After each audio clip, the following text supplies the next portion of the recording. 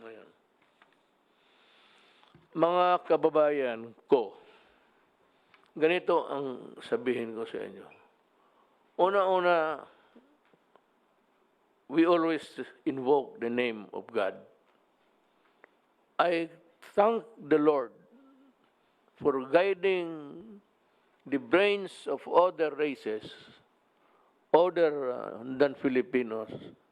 Well, we were trying, but they were, so lack of facilities or talagang wala talaga tayong infrastructure for research and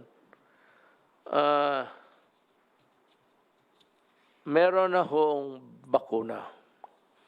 Ang hingin ko sa inyo ganito, magtiis lang kayo ng kunti dahil nga sa hawaan. Ngayon marami na ang nahawa. It's because yung iba, ayaw ninyong magpapigil.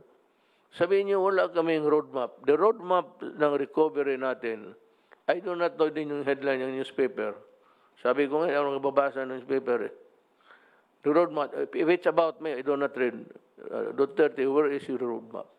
Hindi nga kami maka-roadmap because we were talking about a budget. Ito ng gabing ito. Hindi kami makaano ng, I could not have uttered a single sentence about roadmap to recovery. Kasi ang una talaga diyan, ang medicine. Now, sa meron na, except for the authorization, yung i-distribute na, at yung final approval, distribute na sa mga opisina nila dito, Pfizer, Moderna, for the public. I promise you, by the grace of God, I hope, by December, we would be back to normal. Huwag ninyo yung new normal. Kasi sabi ko nga noon, pag umpisa natin, hintayin lang natin yung vaccine. Hintayin lang ho ninyo. By December, kung makatiis kayo, kasi kung lalabas rin kayo, matamaan kayo, patay rin eh. Ang mayroon ng kasasabi ko nga, kaya ako saludo talaga ako sa Chinese. Kaya iba dyan, sige kayo daldal. Ang unang makuha nga natin siguro from China, Sinovac, China, Phase 3, emergency authorization, pati approval. Sinopharm, China, sa Wuhan pa, doon galing yung so this day. Sinopharm, Beijing, Moderna, nasa stage 4 na sila. Pfizer, Biotech, CanSino, Biological, China, sa third. Shifi, China, Inuvia, Novavax, Johnson & Johnson, the Merck, first stage pa na. Next month, meron ng ma-release sa ibang kung. Ang mapabubuti lang nito, to our credit, is that we have remained friendly with China. And China was able to guarantee, sabi nila dito sa akin, that the Philippines would, ito basahin ko na lang, Chinese Embassy, China, to give priority to the Philippines once the COVID-19 vaccine is successfully developed, said spokesperson Wang Wenbin at the regular press conference on July 28, 2020. July 28, sinabi niyan. The Philippines is a friendly, close neighbor to China. Since the outbreak of COVID-19, the two countries have been standing together with mutual assistance, turning epidemic cooperation to a new highlight in Blatter. Nangako sila na may priority tayo. Ang the first three, China ang nanguna eh. Moderna pati yung Oxford AstraZeneca. It's a, ano ito, American kung British, British. Now, ito ngayon, balik tayo sa, mabutit, nandyan, dito yung cabinet. Magtanong sila, mabigyan ba kami, Mayor? Ito ang i-guarantee ko. Ang listahan ng mga tao na makatanggap ng pera noon sa hirap, ang una, ang nagbibigyan ng assistance, yun ang kategory natin. Ang mauna, yung walang-wala. At saka, of course, those in the mga hospitals. Yung mga sick na or dying. Ang una talaga yung mga tao sa listahan na tumatanggap ng assistance sa gobyerno. Ngayon, pangalawa, yung middle income. Libre to, hindi ko ito pagbili. Yung third, kagaya mo, Bong, Wendell, Sani, ikaw, General Lorenzana, General Anyo, ikaw, ako nang yung para akin, hatiin natin. Bigyan kita. Wendell is not sure. Alam mo, itong mga military na ito, pobre ito. Mauna rin kayo. And also, my military and my police. Because I need a strong backbone. The backbone of my administration is the uniform personnel of government.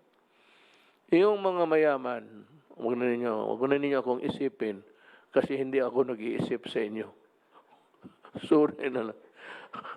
Kayo kung maka-afford, pag nakita ka na nagpapabakuna ka dyan ng libre, tsaka may mga tao na gusto ko injeksyonan uli ng COVID-19, dagdagan ko pa yung kagaw sa katawan. Ano bang kagaw sa Tagalog?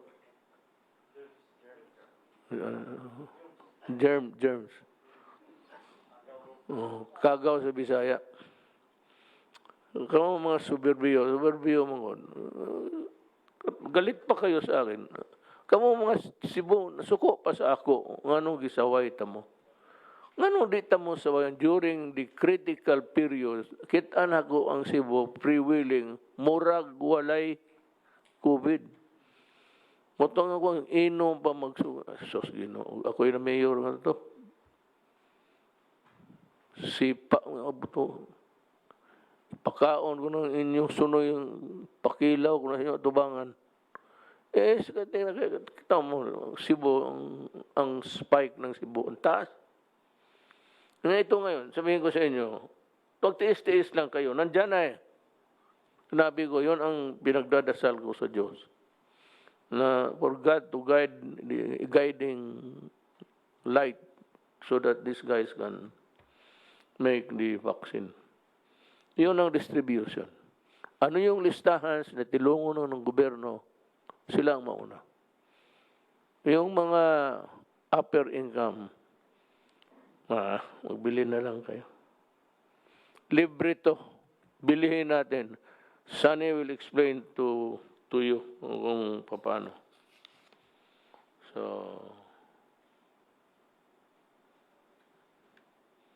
almost by December, tapos to lahat. As fast as we can. Ngayon, sino ang bigyan ko ng trabaho na yan? Kasi ganito yan. Nandito na yung bakuna, tatanggapin ko yan. Sino pabigyan ko? Ibigay ko sa barangay? Barangay captain. Hali kayo. Sabihin niya sa leader niya. Yung si kapitan, wala yan, hindi nagtulong. Bahala na mamatay na yung barangay niya. Mamuliti ka, unahin niya, siya, mayaman na, ako muna. Hindi, yung mga kalaban niya politika, hindi mabigyan. Yung ayaw niya, hindi mabigyan. Ngayon, sino ang magdala nito?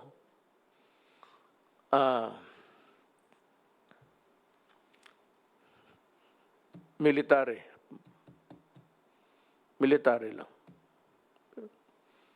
Bahala na. I'm asking the armed forces, asking General Luciana. Kayo man din ang there's the setup. May task force tayo. But the implementing arm, military. Punta lang kayo sa, really, I suggest that the military assign so many of the soldiers and policemen. Punta lang kayo ng ospital, may mga military doon. Punta lang kayo ng police station. Mga police, pakyan din nyo mabuti, ha. Ayaw ko nang magka-atraso kayo dito. Ngayon nagka-atraso, nagkamali. Kulong talaga yun. Punta kayo sa police. Puriculture Center. Pero military ang tusok-tusok sa iyo. Yung mga kalaban ko, sabihin ko sa military, do not use the needle. Bayonet ang gamitin mo. Lalo, mga drug possessed, drug addict, I will not waste my ibigay ko na lang yan doon sa ibang lugar na pobre rin. Hindi ko mga drug possessed, wala kayo. Mga may listahan yung ano dyan. Hayaan mo.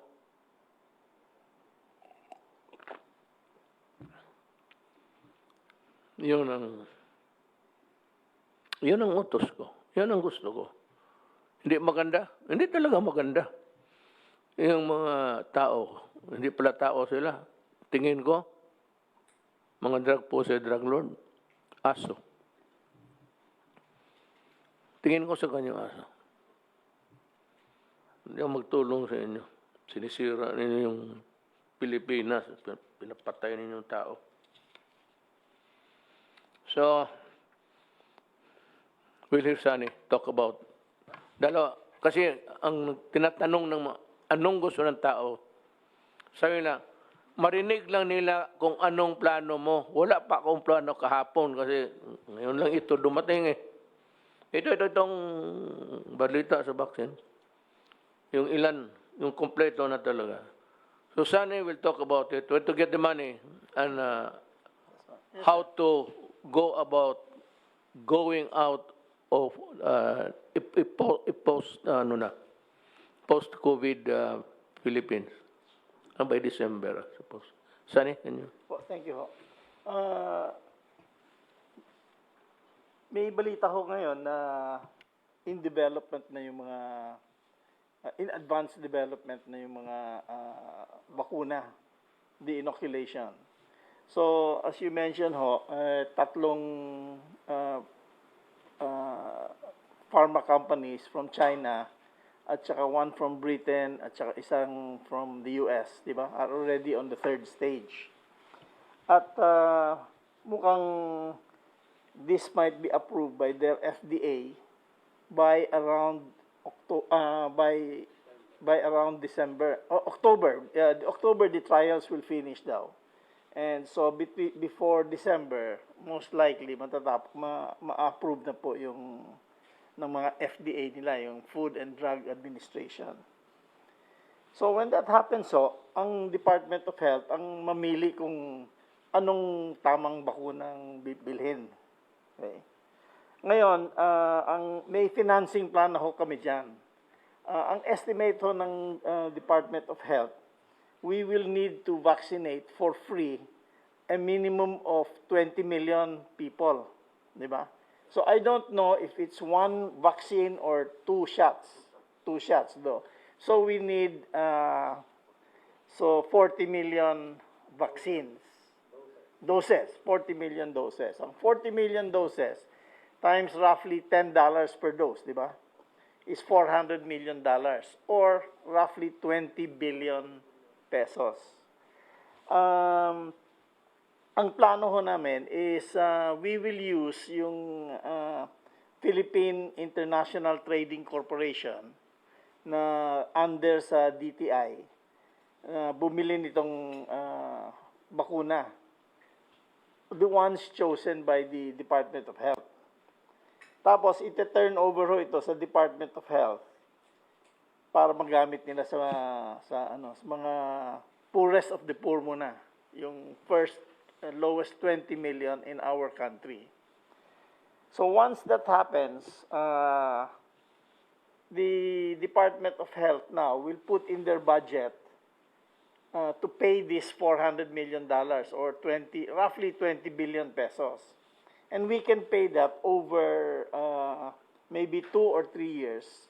So babayaran na lang nila to the financing company, which is Land Bank and DBP. So kayang-kaya ho ng DBP at saka Land Bank i-finance itong purchase ng COVID virus of about roughly mga 20 billion pesos.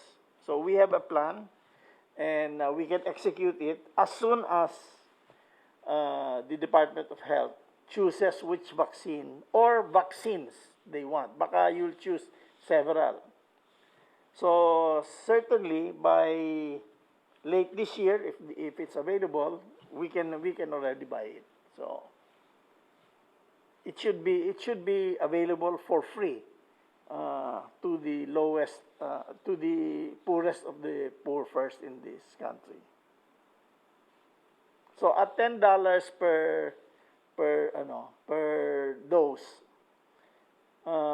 that should be around, siguro when they sell it, siguro mga 500 pesos per dose, or roughly 1,000, or maybe including the service and the transportation, siguro mga 1,200 pesos per treatment.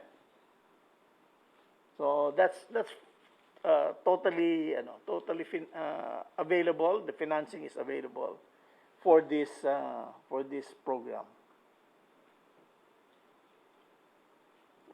Once the vaccine is available, I'm sure the economy now can be fully open, and we can start not the new normal, the normal life. We can go back to the normal life now. Sir, could you run us through, breeze us through with how the economy can recover? You just use the bold lines. Opo. The economy actually is already beginning to recover. Ang estimate ho namin, we hit already the lowest part of the economy, which was April, May. Yun ho ang pinakamababa as we can see. So it's already picking up now. And we are going to be seeing a pick up in business activity as we go on. Actually, it's already starting to pick up already now. We have a few problems. Among them, number one, yung transportation. Kailangan we have to have more transportation available. We have to encourage people also to start spending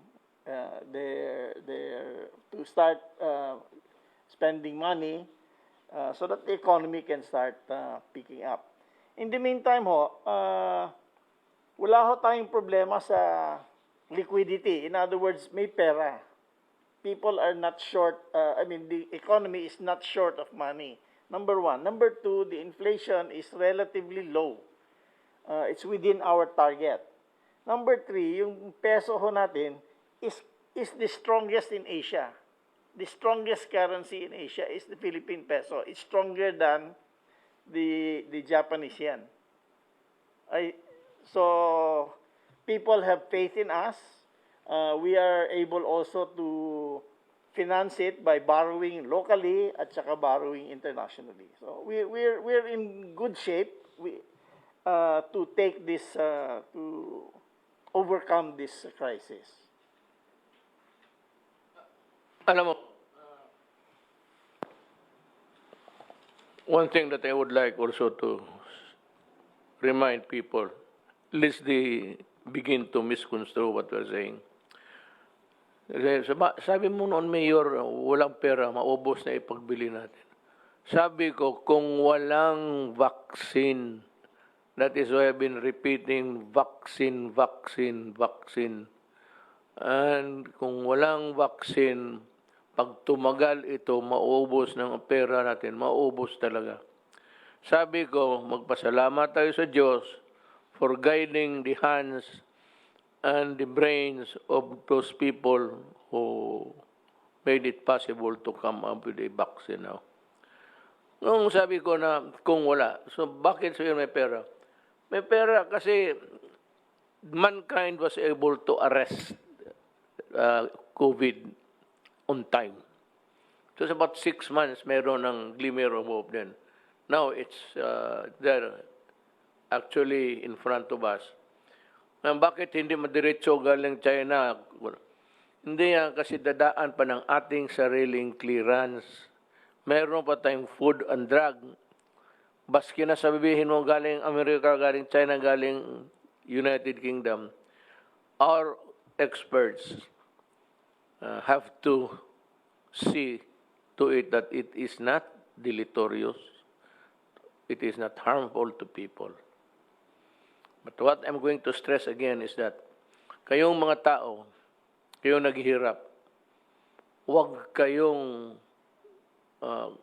slowly lang kasi yung hawaan.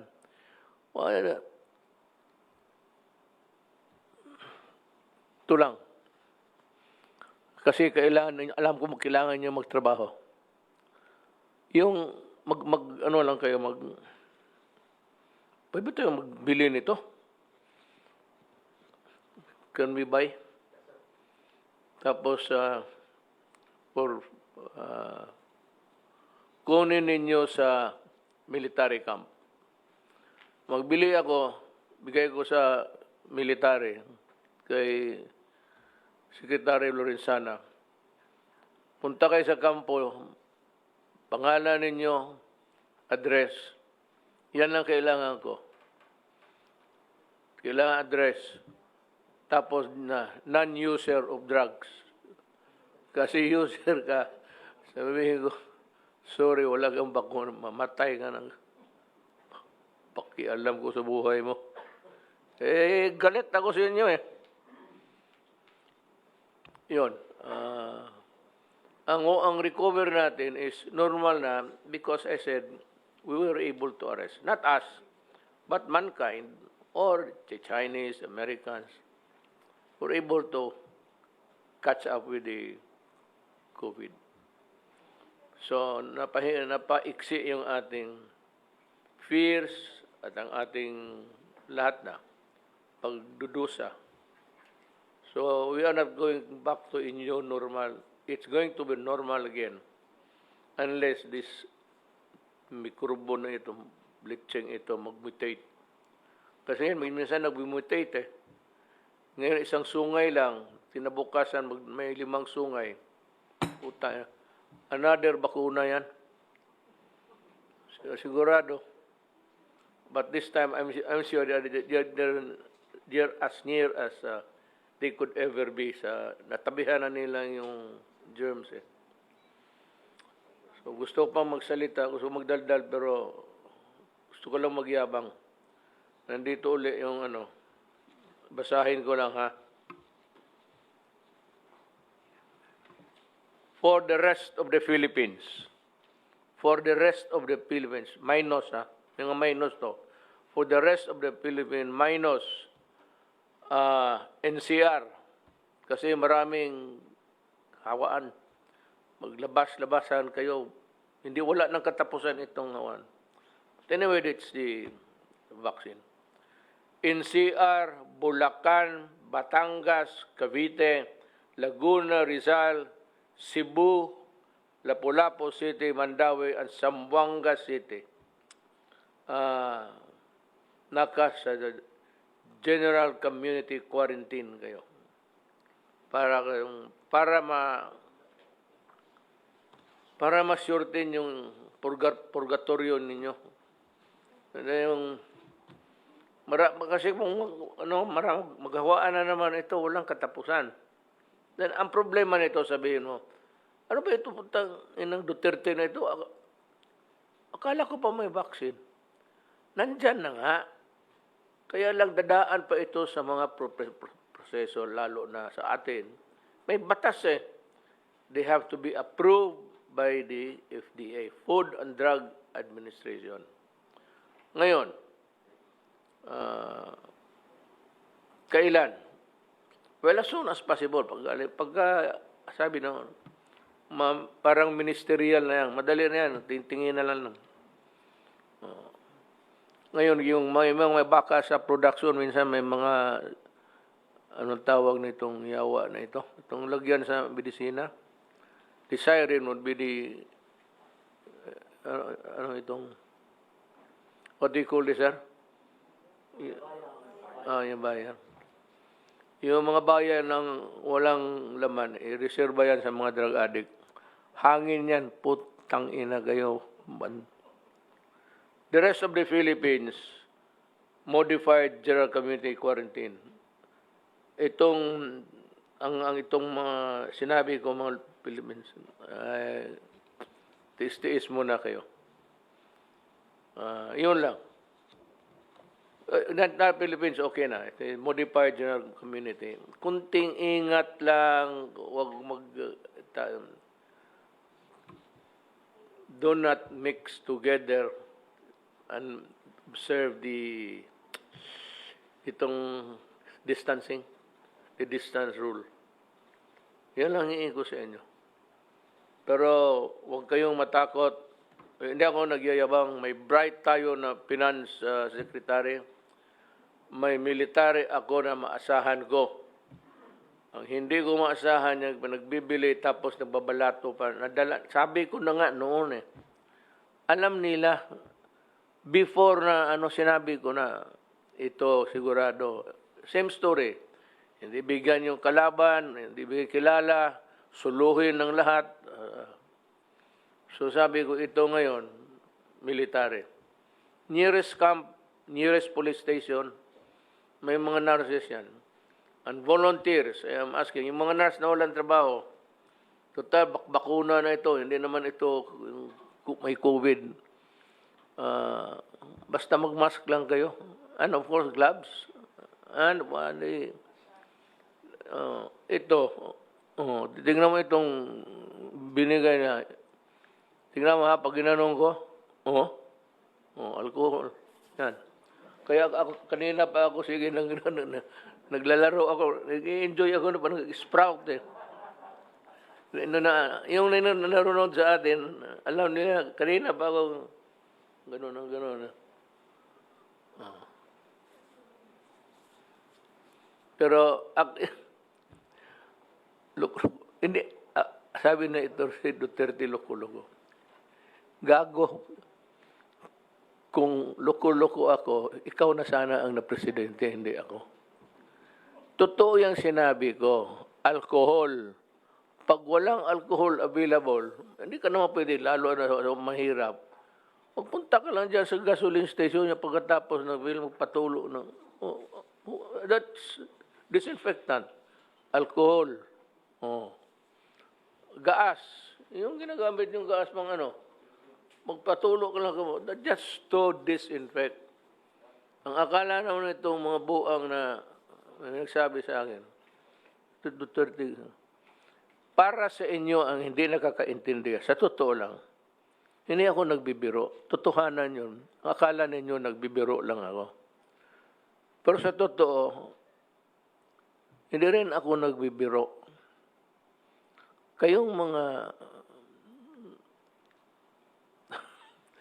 you try to go inside my brain. Yung kung walang iba, alam mong gawin niya?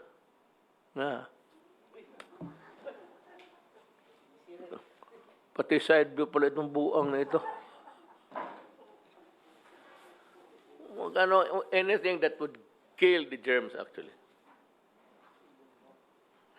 Pero kanina pa ako.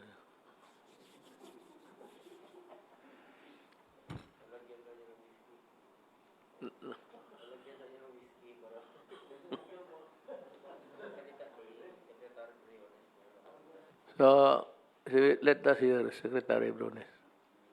Education is, malapit na ang D-Day mo. So, you can, as a matter of fact, the next meeting, we will decide on the actual date of how to open the schools. Ang akin, basta mabakunahan lang. I'm talking about within in the months of October, November, December. Thank you, Mr. President. Actually, mayroon akong, I have a presentation, but in the light of the good news that has been presented by Secretary Dominguez, this is very good news for education. Kasi, alam mo, Secretary Sani, ang impact sa downturn ng economy is largely because of the sa education. So we thank you for your statements during the SONA, emphasizing the blended approach, and I'd like to report, Mr. President, that as of July 30, 22.3 million learners na ang nag-enroll, on the assumption that classes will start on August 24.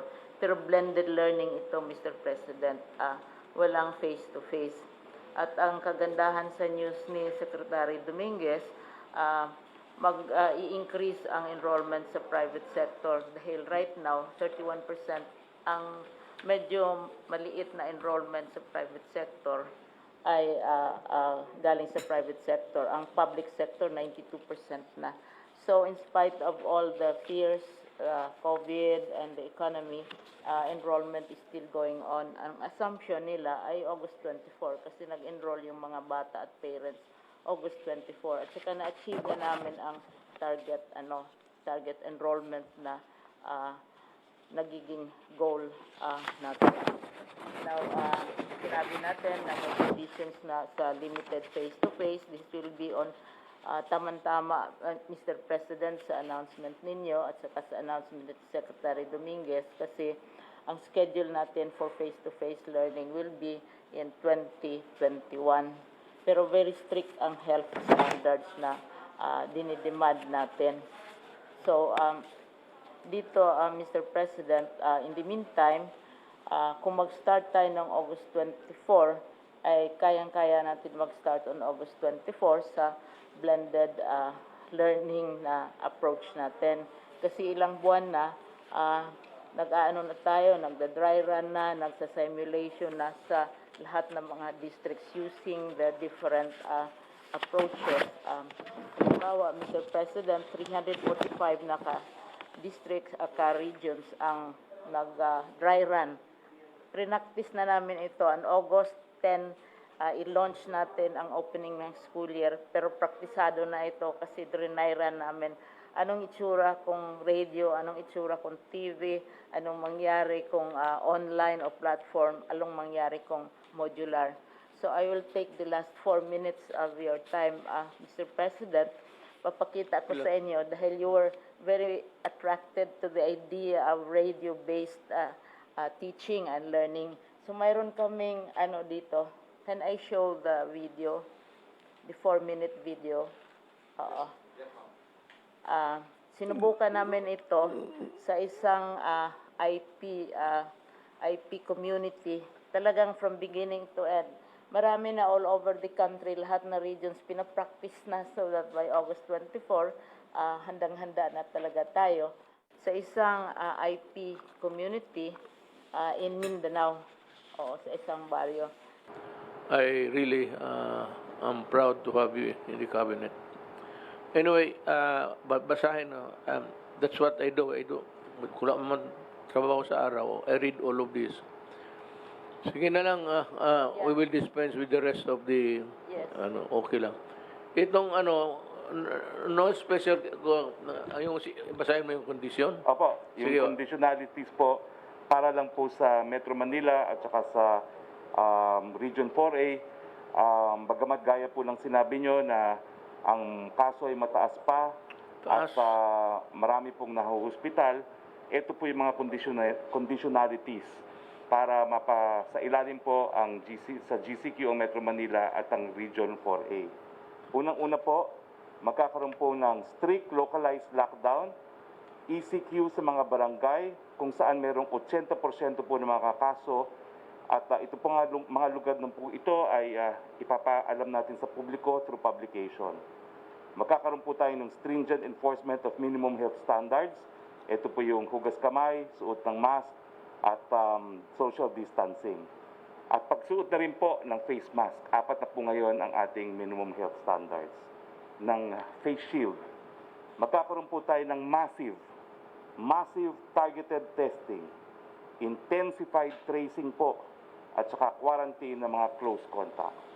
Ang magandang balita po, meron na po tayong 10 million testing kits na gagamitin na natin doon sa mga lugar na lockdown po ng mga barangay. At ang Department of Health po ay nasa proseso na pinapilot po at pinoproseso yung tinatawag na pooled testing, kung saan ang isang testing kit po ngayon, dati ginagamit lang ng isang tao, ngayon po pwede lang gamitin ng 10 tao. So ang 1 milyong testing kits natin, pwedeng matest ang 10 million, simula na po yung proseso ng validation ng Department of Health. At inaasahan po natin na yung pilot studies ay gagamitin po natin sa mga localized na mga barangay na na-lockdown. Kinakailangan po lahat mga nakita natin mga positibong kaso ay i-isolate po natin at magkakaroon po tayo ng mahigpit na pagsunod dun sa implementasyon ng tinatawag nating Walang Kinikilingan, kung saan yung mga positibo po na walang sariling kwarto at walang sariling banyo sa kanilang mga bahay ay dapat magpunta po sa mga isolation centers ng national o di naman kaya ng local governments. Para naman po maibsan yung di umano'y kakulangan po ng mga hospital beds dito po sa mga wards, isolation at saka sa mga ICU beds, ang totoo po, hindi naman po tayo nagkukulang. Kaya nga lang po, ang mga gobyernong hospital, nag-allot lang po sila ng 30% ng kanilang bed capacity para sa COVID. At ang mga pribadong hospital ay nag-allot lang po ng 20% ng kanilang bed capacity para sa COVID. Ang gagawin po natin para po sa mga government hospitals, itataas po natin yung bed allotments para sa COVID from 30 to 50% po ng kanilang capacity. At ang mga pribadong hospital naman po, itataas po yan from 20 to 30% na kanilang hospital capacity. Yung ating treatment SAR po na si Yusek Bongdega ang siyang magpapatupad nito. No? At magkakaroon din po tayo ng one hospital command system na nakatayo na po ang tanggapan sa Metro Manila Authority para po maging systematic po yung pag-alat ng mga kwarto o mga kama dun sa mga nangangailangan. Kinakailangan po yung mga LGUs magsubmit po ng kanilang mga datos sa tinatawag po nating COVID Kaya platform at ito po yung ating automated program na ginagamit ngayon sa monitoring po hindi lang ng kaso kundi po yung critical care capacity na tinatawag natin at saka yung iba pang mga datos na kinakailangan natin para sa epidemiologic and surveillance units. Now, ang mga impormasyon po na kinakailangan i-submit ng mga local government units, yung daily trend of active cases, number and percent of population, yung cases in community isolation facility as against po sa health facility at saka dun sa mga nasa bahay lamang, yung percent of close contact traced and percent of contacts in quarantine, number utilization of community isolation beds, at saka po na-meet na po yung health system capacity targets and utilization, at saka yung COVID Special Team Investigation and Reports. Kinakailangan din po na ang mga LGUs ay magsumite ng kanilang detalyadong mga plano sa strict enforcement ng minimum health public standards para po sa kanilang mga priority areas at mga barangay. So, ang Regional Interagency Task Force po ang siyang tinalaga para po ma-monitor ang kanilang health system performance, capacity, and strict compliance po sa surveillance, isolation, and treatment protocols. Now, lahat po ng mga probinsya at mga HUCs and ICCs ay hinihikayat na mag-observe ng minimum public health standards, magkaroon ng uniform implementation sa mga high-risk areas gaya ng healthcare settings, wet markets, supermarkets, government offices, and workplace, among others. Yung localized community quarantine and availability of identified quarantine facilities in priority critical areas with community transmission, including private and public establishments with concurrence po ng regional IATF. At saka yung immediate facility-based isolation po ng lahat ng mga bumabalik na ating mga mamamayan, yung mga suspect and probable cases. At saka yung pagpapa-scale up po ng local health system capacity, lalong-lalo na po for community isolation and critical care. So ibig sabihin po, malaki pong pagbabago ang gagawin natin sa GCQ areas, lalong-lalo na po yung massive targeted testing at saka yung intense tracing po na gagawin na po natin na pinamumunuan po ng DILG at ng ating tracing SAR, Mayor Benji Magalo. Maraming salamat, Mayor. So, yes, Secretary Anyo. Magandang gabi po, Mr. President. Sir, tama-tama po yung inyong order sa amin. Noong pong July 22 ay nagkaroon kami ng signing ng Joint Memorandum Circular with the different departments po. Kasama yung ARTA, DICT, yung DHSUD, DOH, DOTR, DPWH, CAAP, FDA, at saka po yung DILG. Ito po yung tungkol dito sa application ng mga license, permit, clearances para sa shared passive telecom tower infrastructure. Ito po mga permit para sa telecom. Dati po inaabot ng 200 days yung pag-apply ng permit. Dito po sa bagong GMC namin, kasama yung lahat ng ahensya, pati LGU, kasi sabay-sabay na po ito pag-process. Dati po, kailangan pa ng Homeowners Association resolution, kailangan pa ng Sangguniang Bayan resolution. Wala na po yun. 16 days to 20 days po ang target para yung lahat ng permit ay tatakbo. So tama-tama po yung order ninyo sa amin ngayon at sisiguraduhin po namin, Mr. President, na Wendell, ang mga upo ka dyan. ang mga LGUs at iba pang mga ahensya po ay susunod doon sa maikling panahon para ma-approve ang licenses, permit, at saka clearances. Si Ernst yan siya. Ernst ang tawag namin. Sa presidente ng Globe, siya mismo. Kasi sabi ko, pag hindi mo pa na-improve yun, I will hang you in one of your towers. Sabi niya, Mayor, you cannot do that because there is no tower. The local governments are all fucking it up, that's why. So saan mo ako bitayin? Sa lubi? Tama ka, Ernst. We are suffering from many years of this. Before your administration, many administrations, 25 to 29 permits, umabot ng 8 buwan. Tapos marami pa kaming mga miscellaneous fees ho. Iba-ibang klaseng tower fee. Meron kaming special use permit. Hindi ho namin ma-standardize ho yan. No? Sa isang taon ho, para makapagpatayo ho kami ng 1,500 towers, which is a record ho for Globe. And I think PLDT built the same amount. Kailangan ho namin mag-umpisa ng triple niyang amount na yan or quadruple. Kasi nga ho, hindi namin alam anong tutuloy sa dami ng permit na required para makarating kami sa stage na ready to build. No? So isipin niyo lang ho yun, sir, kung nag-apply kami ng 5,000 towers times 28 or 30 permits na lang, ilan libo hong permit ang kukunin namin para lang makapag-umpisa. It's really corruption. Alam mo, you can ask Bong, and the business can ask Sunny Dominguez, kay the generals, kay sekretarya nyo, isumbong na lang ninyo diretso. At ang order ko sa cabinet ngayon is to really take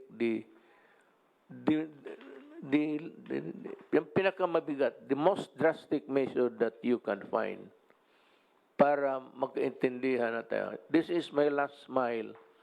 I make no apologies about it. Anong nagawa ko. o anong mali ko. Basta ako magtrabaho lang. We will wind up, before I forget. Itong mga nursing ng police, lahat ng barangay health workers, pati yung mga doktor, in their district health office, this should be there. But yung overall umbrella to supervise must be the Armed Forces of the Philippines. This will remove partisan favoritism. This will remove petty corruption. So kung may isang, anyway, however you do it, I don't care. I just want a unified monitoring, pati supervising authority. And that is the military. Kaya idagdag ninyo ito, binibigyan ko ng pagdating ng panahon, in the fullness of God's time, if you get to hold the vaccine, as I have said before, I've said a mouthful against yung sino ang magdala kasi I was really afraid. Kaya na meron tayo ng task force. Pero ganun pa man, marami yung palusot na nagpapabili, na humihingi. Ang diwas baka maghingi pa ng bayad. Mapatay talaga kita. Ito, totoo, puntahan kita doon. Baka akala mo. Bababa ako dito, puntahan kita. So, military, alam na niya, I know what you should be doing. I do not have to tell you about it. Must be under the general supervision and monitoring sa military. We intend to vaccinate every Filipino for that matter. That's quite a big number actually. So in the provinces, pati yung question is, yung mga NPA, pabakunahan ko ba? If you stop fighting for a while during the period or until December, kasi my soldiers will be busy monitoring, supervising, kung wag lang ninyong galawin, pwede kayong sumali, pumila doon. And even if you announce that you are in an NPA, it's okay. Wala mo nang pagamot ka muna o magpavaccinate ka para mahusay kang lumaban sa pwersa kung tigas itong aking forces. Matakot ako sa inyo, wala kayong eroplano. Saranggola siguro meron. Wala kayong baroto, barko. Barko. Wala kayong mga jet, tapos matakot ako sa inyo. Kalukuhan yan. Pero, as a matter of humanity, because it is not our money, and because you are a Filipino, okay lang sa akin. Okay nga sa akin, boss, sa unit ako, partisan, sabihin ko sa military, palusutin lang ninyo. Hindi na panahon ng away ngayon kasi Pilipino eh. Mabuti gusto ko yung, para walang masabi. Masabi ng MPA, natalo kami kasi humina ang katawan namin. Walang fighting chance. Okay, sige. Bakunahin yung mga yawa na yun. You do not want to shoot a half-dead. Kung may mga walang bakuna yan, almost a half-dead walking around. So mahiya ang sundalo kung magbaril. Make them strong. And really, because you're a Filipino and it is the people's money. Okay lang. You might not really qualify sometimes, but you know, you have a wife, Filipino children. So let's put one thing at a time. Hindi natin pagsabayan yung hatred, you know. Huwag lang ninyo galawin ang military ko. Huwag ninyong galawin ang sundalo ko. Wala kayong maano sa akin. Pag hindi, pahirapan tayo. Kayo, sasihin ng mga tao, hindi sila bakuna. Tsaka kung ma-identify kayo, huwag ninyong galawin sundalo ko. Pahayaan ninyo magtrabaho, mga nurse, gobyerno. Post-COVID na tayo, mag-away uli. Something like... Hindi ito unilateral ceasefire. I'm just telling you, stop it. Just stop it. And allow the normal process of helping the country. Go ahead. Okay? Thank you.